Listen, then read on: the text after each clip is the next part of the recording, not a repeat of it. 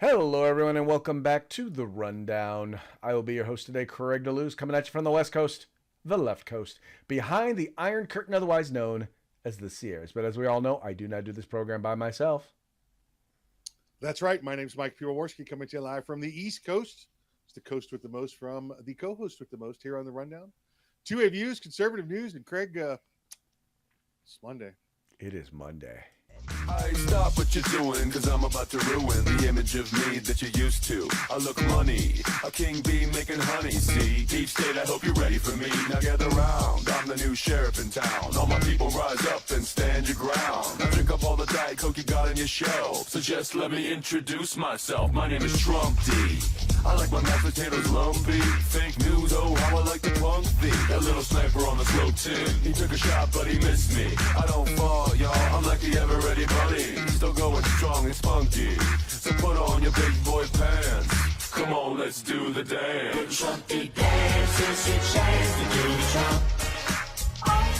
Come on, do the Trumpty Trump. Come on and do the Trumpty Trump. Check me out, y'all. We do the Trumpty Trump. Just watch me do the Trumpty Trump. Yeah, do it. Do you know what I'm doing? We do the Trumpty Trump. Come on, everybody do the Trump. Everybody do the Trumpty Trump. That's right, folks. We are doing the Trumpty Trump to celebrate Monday. Now, because it's first of all, it's a great way to start off the week because you never know what you're going to hear about what is happening. The great thing is that just because we had a weekend doesn't mean that Trump wasn't doing the Trumpty dance all weekend. All weekend long. You know what? I actually showed that video to some people that hadn't seen it before. I showed it to them this weekend, and everybody's response was the same thing, Craig. It was some form of, I have the weirdest feeling in my pants right now. I don't know how to take that. I really don't.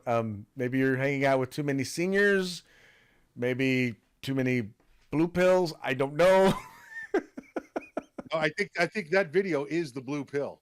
Ah, there you go. There you go. Well, it definitely demonstrates the fact that there is a trend. There is definitely a trend that is going on here in these United States, and that is, Trump's the man. He is the man, do the Trump. Do the baby, do the Trump, How was your weekend, my friend? Yeah, I worked. It's weekends, it's time to. I actually took a little time off Sunday to sit around and watch some Premier League football and do nothing else. Ah, very nice, very nice. Yeah, played with my granddaughter, my grandson over the weekend, and kind of hung out. Went to a birthday party for was it some of in-laws, yada yada yada. A reason to get together, adult party for kids. Yeah. Oh, so there was alcohol and the kids were there too. There you go. Pretty much, yeah. That's the only reason Chuck E. Cheese stays in business is because they got the tap, baby. They got a tap there. If they did not have a tap, yeah, that would be all bad if it weren't for the tap. Because Lord knows, people don't go there for the pizza. No. And the video games they have there are not adult video games. They're ridiculously kid games. So it's there for the beverages, baby. There for the beverages. There you go. There you go. Okay, here we go. All right, let's get into today's news stories. Now, I think pretty much everyone already kind of knew that Joe Biden, for the most part, was checked out for a good portion of, if not his entire presidency. They knew that he really wasn't there. They knew that he really wasn't the one who was handling the business of the White House right there. But now there's a new scandal that has been brewing. And one that really, once again, continues to raise the question that many of us conservatives have always been asking, and that is who, in fact, was running the country. Because, it turns out Biden's Autopen signature appears on most official docs, raising concerns over who controlled the White House. Now, this basically came out in a report. Let's read a little bit of it. The majority of official documents signed by President Joe Biden allegedly used the same Autopen signature, reinvigorated concerns over the former president's mental acuity and if he actually ordered the signature of relevant legal documents, a report published by an arm of the Heritage Foundation found. Whoever controlled the the Autopen controlled the presidency. The Oversight Project, which is an initiative within the Conservative Heritage Foundation that investigates the government to bolster transparency, posted on X on Thursday. Quote, "We gathered every document we could find with Biden's signature over the course of his presidency. All used the same Autopen signature except for the announcement that the former president was dropping out of the race last year. Here is an Autopen signature," the group claimed on X, accompanied photo examples. So here you see on here, you can see here from the post on X where they posted it, they have the signatures, and that's the exact signature right there. And the point that they're making is that, well, wait a minute. If the president didn't sign these, how do we know that he actually authorized these? In particular, when you start talking about executive orders. And Mike, I gotta say, I don't find it hard to believe, especially if you remember there was a story that Speaker Johnson told where he talked to the president about an executive order, and the president did not at all recall ever having signed that executive order. No, in fact, he recalled something different, right? Remember, I think it was about natural gas to Russia, and through European countries to Russia, and he said the executive order said that the opposite of like you just said with President John or Speaker Johnson was talking about, and they almost got into a little tiff back and forth and almost got it printed out. But yeah, what's the legality here, Craig? What is the recommendation or the requirement? The requirement is that it must be a live signature, right? Because the Autopen, that's for signing pictures and autographs. That's what that's for. That's for signing non-binding documents. But anytime your signature is required, I can't think of anything in government that wouldn't require a live signature. So difficult, again. So for people to understand the Autopen, that's for writing the letters to congratulations on being 100 years old. That's for the congratulations on your military retirement. That's the Autopen. That's what that's for. Not for actual, documents that require a live signature. Well, and the point of the signature of the live signature is evidence that you approve this. That's kind of the whole point. Right. And if you're, and as the title of the post noted, if you can use an Autopen, then whoever controls the Autopen then controls the White House. Right. Yeah, absolutely. So I think that there might be some legal ground here for them, Craig, because there is still, if they can prove that the Autopen was used and not the live signature, then it's not too late to seek, to make things whole again. It's just like if you're filing a suit in court. You could file a suit and I could prove that Craig was wrong, but they're never going to give me that suit if there's nothing beyond that. You have to be able to make me whole some way for this suit to be conducted. Like let's say, and I'm thinking of other examples in the presidency. If right now someone were able to 100% prove that President Obama was not born in the United States and was not eligible to be president, there's nothing you could do at this point. It's done. It's over with.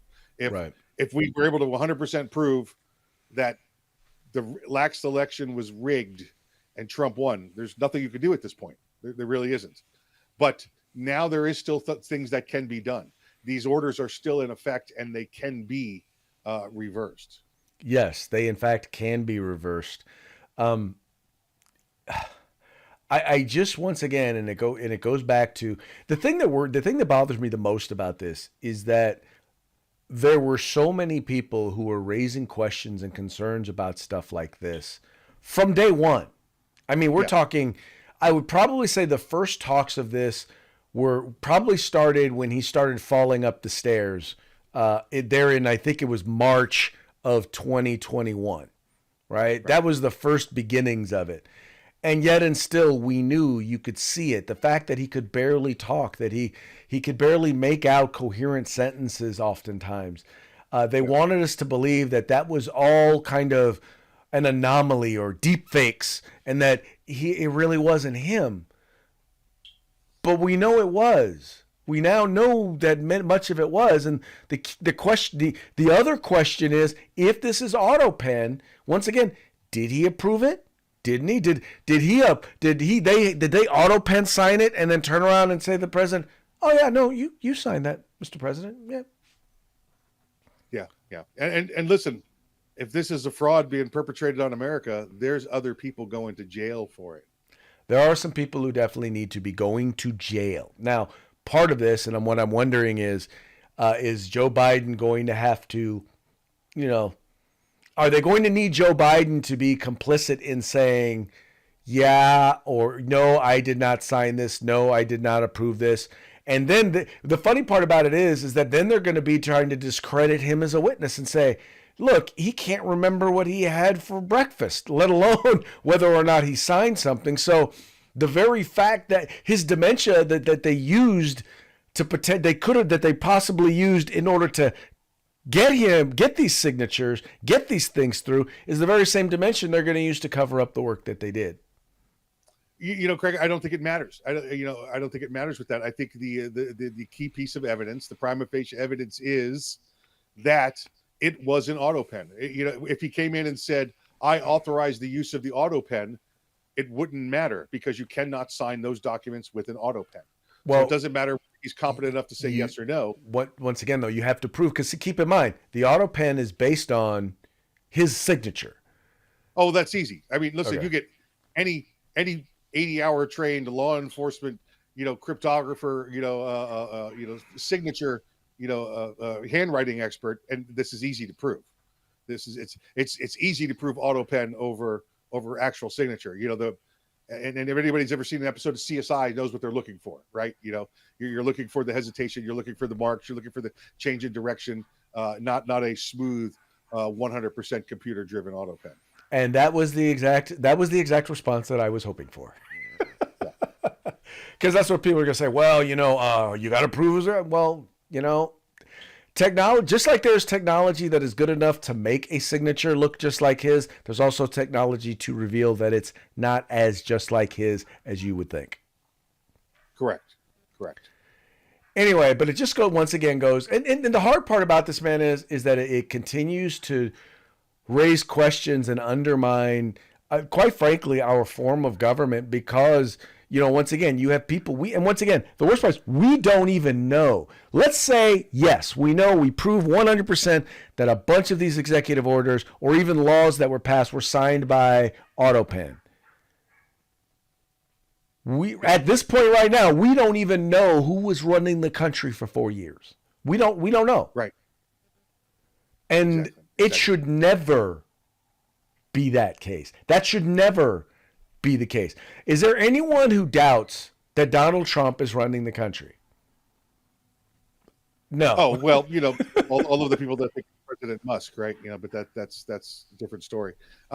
Craig, concerning the three branches of our federal government, are you familiar with the term the fourth estate?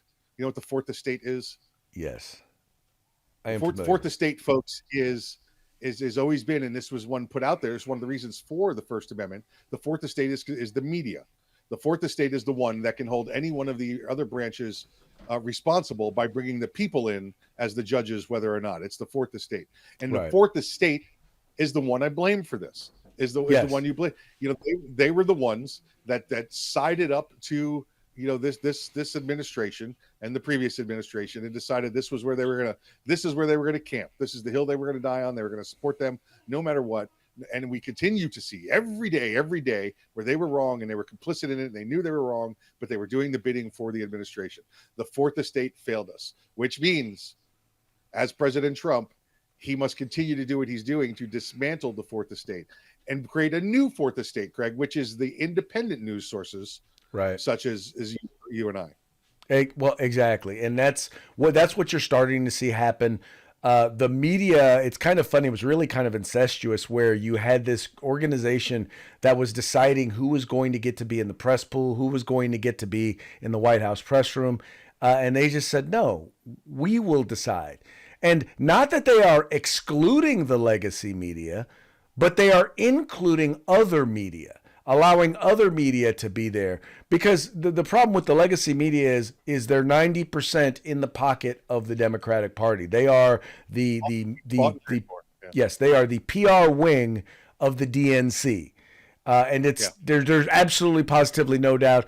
Just look at the Doge, look at the Doge things from USAID, and it'll give you a lot of evidence. It's not all the evidence, but it'll give you a lot of evidence right there. But the fact is, they're in their pocket, and they've removed any belief that there is any such thing as an objective media. And I don't mind if they have a bent. What I do mind is that they pretend like they're reporting things objectively. They pretend like they're giving us all the information and all of the facts. I don't mind if you have a news program that reports the facts, the who, what, where, when, and we can motivate, you can get into the why. But when you start getting into opinion, the opinion then needs to be done by someone else. That needs to be done on a separate program and acknowledge that it is in fact opinion. Correct. But that's not what. Correct. Yep. Yeah. And another great example of that was, how the Hamas protests have been covered. I bet Mike, you haven't even heard about any of the pro-Hamas protests that have been taking place lately. No, have not heard anything in the mainstream media at all. It is back. They are back. Now that students are back, they are back, and they are still doing, once again, the pro-Hamas protesters are still out there. But the White House is, in fact, pushing back. You remember that the president said, look, if you are a foreign student, if you're here on a student visa, and you are participating in these rallies, right? Or leading in these rallies, these anti-American, these pro-Hamas. When I say pro-Hamas, I mean pro-terrorist, anti-Israeli, racist protests. If you are participating in those, we're sorry, but your right to be here, or the privilege of being here, shall be revoked. And that, my friends, is exactly what we're seeing. A gentleman named Mahmoud Khalil, Columbia University anti-Israel agitator detained by ICE for deportation, claims feds acted unlawfully as he makes bid for release. It says here, Columbia University protest ringleader busted by ICE agents and slated for deportation argued he should be released Monday, claiming the feds detained him illegally. Anti-Israel activist Mahmoud Khalil filed a petition in Manhattan federal court, excuse me, claiming there was no basis for his arrest and detention Saturday at his university-owned apartment in the Upper West Side. Now, the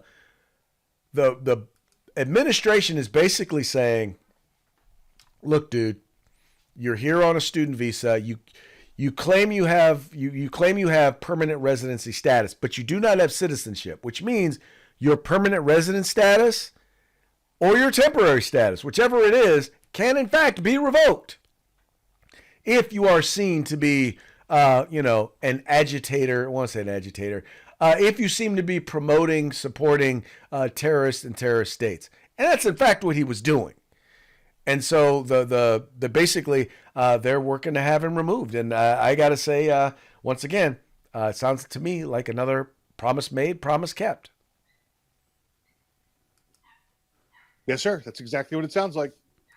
That's exactly what this sounds like. He's doing exactly what we wanted him to do, what we hired him to do, what we brought him in the office for. He's doing exactly that.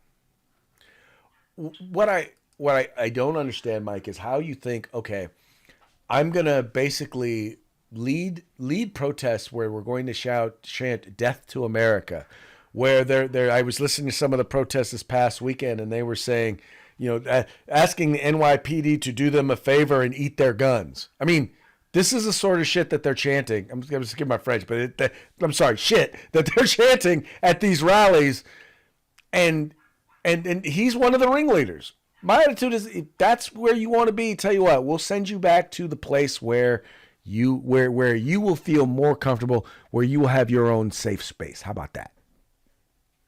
Yes, nice safe space underneath the falling bombs. The Mark 81s and 82s coming for you. Yep. Take them all. Too bad. So sad. Bye-bye. I'm all for that. I'm all for dude being gone. Yep. But it's part of this, and part of this thing is he's part of the entitlement generation who thinks that like America owes him something, like we, the American people, owe him. We don't owe you anything. We really don't. Allowing you to be here is a privilege, not a right. And when you abuse that privilege will be revoked. Yeah. And listen, we're clear. It's complete supporters of the First Amendment. You want to go out there and say that I support, Palestine. I think Israel's wrong. I support Palestine. You want to do that? That's fine. But the moment you start calling for violence and requesting violence and weapons to be brought and inciting violence, you've committed a crime. It's time to go to jail. And if you're here on a visa, it's time for you to leave. There you go. Too bad. So sad. Bye-bye. Now, okay, so I have to admit, now on this next story, so I was doing a local spot here, a local news spot, and the initial like polling information, whatever information that was out there where they were talking about Doge and whatnot, it sounded like, they made it sound like, and the poll numbers made it sound like, wow, the American people really hate what Doge is doing, and it's really unpopular, and this, that, and the other. And so while I didn't assume the premise that it was unpopular, I didn't challenge it, right? And I feel bad now that I didn't challenge it, because now, as it turns out, that, the polls weren't quite that positive for him. And needless to say, that shocked the folks over at CNN. CNN's Harry Anton joins me now to talk more about how people are feeling about, when we're talking about the cuts that Doge is bringing about. How are they feeling about this to me was one of the more shocking figures that I saw. Made me go, wait a minute, hold on one second. Whoa, Americans on Trump and Joe's efforts. Musk and Doge should influence government spending and operations. Look at this. 54%. The majority say that he and they should. How about approve of Trump trying to cut staff at government agencies? Again, you get a majority here. 51%. So yeah, Elon Musk might not be that popular, but these cuts and the idea of spending cuts, at least within the federal government and cutting at government agencies, that actually has majority support. I was truly surprised by this, Kate, but the numbers are the numbers. Well, there is a view that cuts across Democrat and Republican of people thinking that Washington is too big, bloated federal government, waste, fraud, and abuse. I mean, those are drain the swamp is what people run on over and over again. How do they feel? What do they think they're actually cutting? Yeah, what do they think they're actually cutting? Democrats want to argue that the type of spending that Musk is cutting is mainly necessary programs. But that comes in at just 36%. The wasteful spending actually wins the plurality here at 42%, according to a recent Washington Post Ipsos poll. And I think that is the reason why you see that when it comes to Musk and Doge, you see, in fact, the majority believe he should have some influence because they believe, the plurality believe, that he is cutting wasteful spending, not necessary programs that Democrats are arguing. So what I found really interesting is those numbers are pretty much in line with how the popular vote went during the election. Yeah, and I'm going to say that it's probably much more than that, Craig. Look at the source again, who the poll is, and we know what their history of polls is, and they're going to try and make it look like that. They're probably sitting around going, well, we should probably make it what the popular vote was. Everything else that we're seeing from other sources is showing people are 70, 80% in agreement with what Doge is doing, not what necessarily Musk is doing, because there are Musk haters out there for some reason, but they are saying that they are, if you ask them, are you all for the government not wasting money and identifying funds that need to be halted because it's a wasteful money? They say 80% say yes. And you say, well, you're all for what Doge is doing. 60% say yes. They're asking the same question. Once you put the word Doge in it, you lose 20% of the people voting for it. Well, the other thing is that they're doing general comments, and they're not really focusing on, if they said, okay, how about gender studies for mice? How do you feel about that? Yeah, that's wasteful spending. How about contraceptives for Afghanistanians? Yeah, no, that's wasteful spending. How about transgender transgender play or parade or festival in Ireland. Yeah, that's wasteful. When you start laying out the things that they're talking about, the people will generally tend to be in favor of the cuts. Same thing, like, for example, with DEI. If you just say, well, how do you feel about DEI? Even though a majority of the people are still going to be opposed to it, when you start talking about the specific things, do you believe in hiring somebody based where their race or ethnicity, gender or gender identity should trump their experience, their abilities, and their skills, right? Or their educational success? Most people are going to say, no, I don't support that. But then again, CNN is not going to do that in their polls. Correct, and they're not. So that's why, again, it's the word Doge that sets them off. If you go to the individual items, the 20 million for Iraqi Sesame Street or whatever the hell it was, no, absolutely not. But so you support Doge, you just don't like the name Doge. Well, and that's why I said, well, Elon Musk may not be popular. Well, I still would like to see a little bit more on that, but yeah, because once you start ascribing, and this is the thing, and I get arguments. I got into an argument with some folks on my Facebook public figure page, and I made the statement: look, I evaluate politicians based on their policies, not their personality, right? I evaluate a business leader not based on whether or not they are a nice guy or speak well, or whether or not they are socially awkward enough to do what might appear to be a Heil Hitler salute. I judge them based on their success with a business, and whether or not they can have a business that can catch a rocket with chopsticks. I mean, I look at them at the success of the businesses that they run, and I'm just going to assume this: unless you won the world's biggest lottery, I don't know how you become the world's richest man unless you're a pretty darn good businessman. Well, it's the same complaints they had about Donald Trump, right? Well, he's had 3 bankruptcies. Yeah. Out of 200 businesses, he had 3 bankruptcies. And sometimes you identify this is a losing battle and you cut your losses. That's what you do with the bankruptcy. Well, but the one thing and this is the one thing I always tell people about what you have to understand about corporate bankruptcies. Most corporate bankruptcies are not discharging of debt. It's mostly a reorganizing of debt and how it gets paid back. And for many, including Donald Trump, it's a tool to renegotiate some of those contracts. Yep. So it doesn't necessarily mean that he didn't pay it back. It didn't mean that the businesses weren't being successful. It just meant they weren't being profitable under the current obligatory budgeting that they had. So they had to rearrange a few things. There you go. Anyway, that's how it works.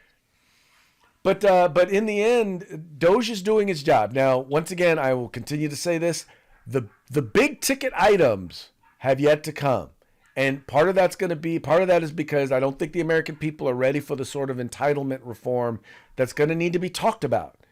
Because Republicans and Democrats alike have said Social Security is off the table. Medicare is off the table. But when we look at what's creating our structural deficits, those are it. And we have to figure out how we're going to address those structural deficits. I'm not saying how it's going to be addressed. I'm saying that it's got to be addressed. Yeah, I think they've eliminated enough of the Doge to where Social Security and Medicaid are pretty much fully funded again. If they can reallocate that money to the right places. I don't know that we're there, but I put it to you this way, Mike. I'm hoping you're right. I mean, we're at $500 billion so far with Doge, so Yeah, we still got a few more trillion to go. No, I'm talking about funding just Medicare and Social Security, not the entire deficit. So, well, huge part of the deficit is driven by, well, not just Social Security and Medicare or Medicaid, but it's entitlement programs. It's the set spending year over year. Like, one of the things they're talking about right now with this continuing resolution is they're saying, well, let's do it because it actually freezes spending, right? And I'm still doing my investigation because I'm like, okay, does it actually freeze spending, or does it freeze it to what we've agreed on with growth already in place. That's the government speak, or the political speak. When they talk about cutting, they're not just talking about, they're not saying, okay, I spent $100 today and tomorrow I'm going to spend $90. That's a cut. No. They'll say, I spent $100 today. I was projected to spend $120 tomorrow. I'm only going to spend $110, so I cut spending. No, you didn't. You decreased growth, but you growth of spending, but you didn't cut spending. That's when your wife buys a pair of shoes and it's buy one get one half off. She saves you 50% on the second pair of shoes. It's the same kind of math. Right. She saved you this by pair of shoes. Yeah. But you cost me 50% because I still had to spend it. And I had to pay the full price on the first one. So hey, there you go. We didn't. There you go. Anyway, You could have saved me 100% by not spending anything. That's right. Exactly right. Anyway, but that's all the funny stuff, the funny budget stuff that they try to do, or they try to do to us in Washington, D.C. So I'm still waiting to see exactly what that means, but we have to address the growth of spending, and then we've actually got to work on cutting spending and taking some of that money we saved to cut the deficit so that we can reduce the amount of interest we're paying. Well, did you see the continuing resolution, the current continuing resolution that's on the table? Have you seen this? That's what I'm still looking into. So the last one that the Democrats did, the last one that was done before President Trump took office, that President Biden signed and approved, was 40 pages long. The continuing resolution was 40 pages long. Now that President Trump's taken office, the Democrats in both the House and the Senate have said, "Oh, we want to conflate that a little bit. We want to make it more confusing. We want to hide stuff in there." How much stuff did they hide in there, Craig? The current one is 1,500 pages long. We went from 40 pages long to cover 85 days to 1,500 pages long to cover the next 84 days. Think they're trying to hide something? Right. Well, I think this one though is actually supposed to cover the next 6 months is what they're looking to do the resolution on. But the point is, Democrats don't want they want the government to shut down. They want to add what they're going to ask for is incredibly unreasonable because they want a government shutdown, because whenever there's a government shutdown, the media and the electorate, because of the media, generally tend to blame Republicans. I would agree. So anyway, it will be interesting to see what happens as we start to kind of ratchet, tighten the belt. Yep, exactly. All right. Well, Florida has an opportunity to become once again known as the Gunshine State, as Governor Ron DeSantis, otherwise as we refer to him, Captain Florida. He is pushing, as the new legislative session starts, he is actually pushing for an end to red flag laws there in the state of Florida. It says here, in Governor Ron DeSantis' State of the State address on Tuesday, he made it clear he wants to do away with Florida's red flag law. The law, enacted in 2018 and signed into law by Governor Rick Scott, came after the 17 lives lost in mass shooting in Parkland and 49 people were gunned down in Pulse nightclub in Orlando. The sweeping legislation raised the minimum legal age for buying guns in Florida to 21 and added the purchase of a long gun to the state's 3-day waiting period. Among other things, it also gives law enforcement the ability to get a court order to confiscate weapons from someone who is deemed a threat and prevent them from buying more. DeSantis said he wants to get rid of risk protection orders, aka red flag laws.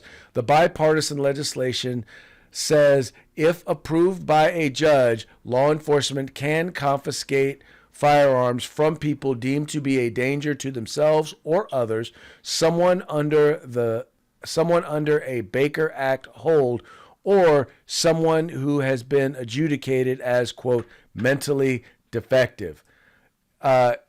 I'm thinking mentally defective means they should get to confiscate the firearms of all Democrat voters, right? Well, yeah, we just got to get a judge to sign on with them. We have to not go to Obama appointed Hawaii judge. That's all. Now we've talked about this before. This was after Parkland. There was a lot of pressure on folks, and but the problem is that, as we know, every single one of these ideas that they have proposed is, number one, unconstitutional, but number two, is a serious threat to a fundamental right to keep and bear arms, and quite frankly, contradictory to what many Republicans would say, is freedom. And in Florida, right now has a reputation, or at least there was one legislator who tried to say, well, Florida is the freest state in the country. There is a lot of freedom there. I will give you a lot of credit, but this is stuff that's got to be fixed. Yeah, and again, this is due to then Governor Rick Scott, now Senator Scott, lying to everybody that around him, except for the media. He did this to appease the media to get the good review ratings because it was a close race for him trying to become Senator Scott. Yeah, and listen, don't worry about what they're talking about, what Craig was talking about with court orders about seizing guns.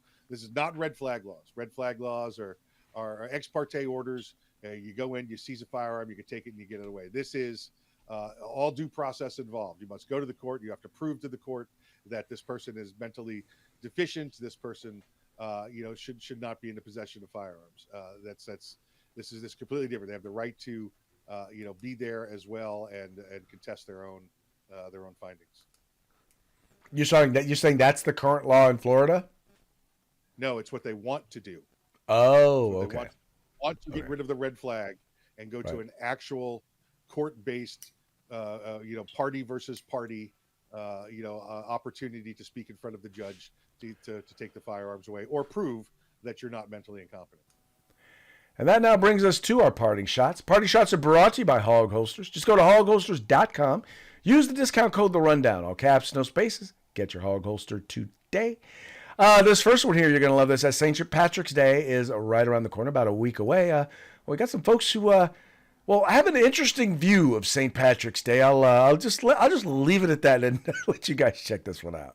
Every year on St. Patrick's Day, we celebrate by having the children of the neighborhood play traditional Celtic music. This year, to honor Irish culture, I'll be busting out the fiddle and fiddling with the kids. No, you will not be fiddling with kids. This year, we're doing children's versions of famed Irish musician Enya, or Enya Kids. So you're telling me that the schedule that we put in every mailbox in the whole neighborhood says Enya Kids? No, the name of the group is Dick's Enya Kids. My thing. Give me that fucking body cam. Give it to me. You can tell it's St. Patrick's Day in our neighborhood when the Irish jiggers come to town. Boy, those jiggers sure can move, can't they? There was a noise violation last year, and the police showed up. Cops hate jiggers. Part of me wishes I was a jigger. Jigger envy? Yep. Me too. Every St. Patrick's Day, we put green dye in all the water features around town. You can tell it's St. Pat's in our neighborhood because of the colored fountains. What in the Martin Luther McGregor are you talking about, my guy? Colored water fountain. Green colored is what we're trying to say. One year we had a colored pool, Doug. They put green dye. Green dye. We're having bagpipe players play an Irish Pride Parade. Not a Pride Parade. Call it an Irish bagpipe No, parade. Doug, the flyer has the rainbow on it, and it says... I think you got two things mixed up. One of those things has a bunch of dudes grabbing bags and blowing pipe, and then the other one's the Pride Parade. This year I got a bagpipe. You know any kids that can blow pipe? I hope not. Those two guys are pretty over the top. That was definitely over the top, but it was hilarious. By the way, I don't even think Asians got off on that one. I think everybody got insulted in there. I think pretty much everybody got insulted. Yeah. Although, like I said, that dude. I think Native Americans off on that one. I don't think they were in there, so I think we were good. I think you're correct. I think they did get away, but that was hilarious.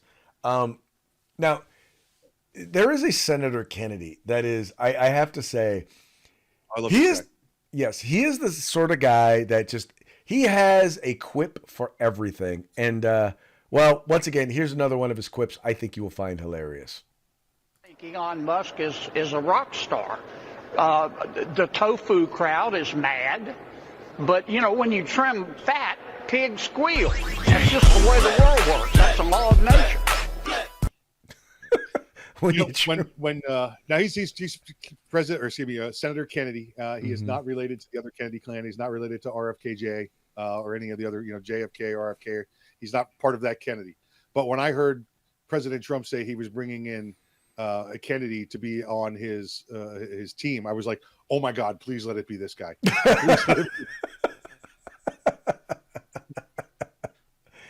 I just sometimes his little quips are kind of cringy, but they're almost always funny. Yeah, but he's like a 70, 80-year-old dude, so he doesn't realize they're cringy, you know? No, he doesn't. It just the filter gone, just gone. Gone. Yeah. Nothing. All right, you might recall there's a new call for WNBA players. They're all trying to get paid more money, and according to our friends over at the Babylon Bee, WNBA players demand to be paid what they're worth, and now they owe the NBA $400 million. Listen, I would not be surprised if they find a USAID check going to the WNBA to keep them paid. There you go. Would not surprise me one bit.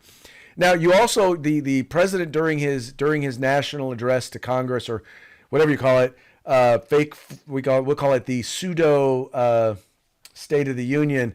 He brought up the idea of transgender mice, or trying to do gender studies on mice. Well, according to the Babylon Bee, transgender mouse obliterates female mouse in laboratory MMA event. Yeah, buddy, go for it. Go for it. Yeah. You know that's what it was coming to, right? You know that's what they were going for. Well, they were betting on him too. You know, they're gambling over there in the lab as well. So. Yep, pretty much. Oh, wow. Okay. Well, hey, that about wraps it up for today. But before we go, we got one more last shout out to our sponsors. Hitman Industries, hitmanindustries.net. Now you can get yourself an AR barrel and any rifle caliber, any pistol caliber, any length you desire for your next AR build. That's hitmanindustries.net. California Republican Assembly fighting a good fight behind enemy lines. Now you can take part in California's future today. And of course, if you want the best in field gear, tactical gear, web gear, law enforcement, security, fire, EMS, whatever it is, you can get everything except the gun at uscombatarms.com. That's right, folks. Please take a moment, visit our sponsors, and let them know that the guys over the Rundown sent you. On that note, we're going to go ahead and call it a day. We very much appreciate you tuning in. We will be back tomorrow on Taco Tuesday. Till then, y'all have fun, stay safe, and if you get a chance, send a few downrange. Not at us, but for us. Anyway, we'll talk to you tomorrow. Peace out.